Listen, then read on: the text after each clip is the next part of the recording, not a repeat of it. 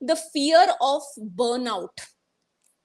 When people are starting their business along with their job, it is not an easy process because already they have household responsibilities to take care of. They have, say, kids or elderly parents to take care of. Then there is job related responsibilities. You have an entire team to look after. And also, now you start your business building process. So, how do we navigate the fear of burnout? How do we ensure that that fear of burnout does not impact us is our topic for now. So whenever you are feeling that burnout, the first aspect that I would want you to say is to acknowledge that you have that burnout, and it's absolutely okay to have that burnout because you are not working like a normal person who is just focusing on a limited number of things. You are focusing on things much more than your job responsibility. And how do you navigate this fear of burnout? The first thing is set clear priorities. Identify what are the top priorities in your work, in your family, in your business. And once you've identified these priorities, focus on what matters most to you. And whatever is not in that list of your priority, I would want you to start eliminating those one by one. And how do you eliminate that? The first thing is to learn how to say no. No is a word which is sometimes hard, but it is the most satisfying of all. And that is the reason I would want you to protect your energy by declining certain commitments that do not align with your main priorities. It is okay to say no for the non-essential tasks or events that do not require your energy. So learn to say no.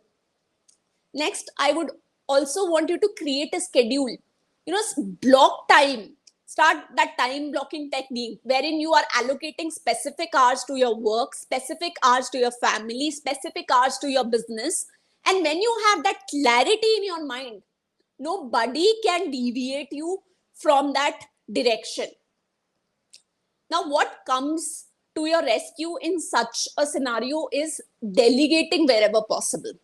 So if you can really learn this art of delegating, your, say, work related things, your business related things, even the things at home, there are many people to help you there.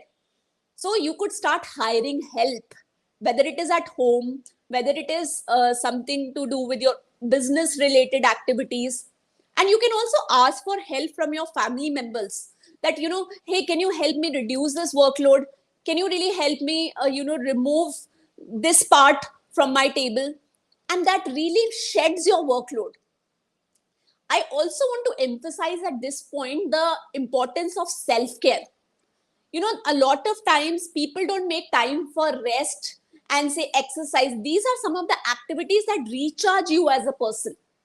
So I would really want you to indulge. Yes, I'm using the word indulge into self-care because that is not a luxury, but that is a necessity that is helping you in maintaining energy levels and preventing burnout. So I would really want to know from you that what are those activities that you are doing for your self-care? Now, this is one thing that I want to tell you from my personal experience. I was a person who never used to take breaks.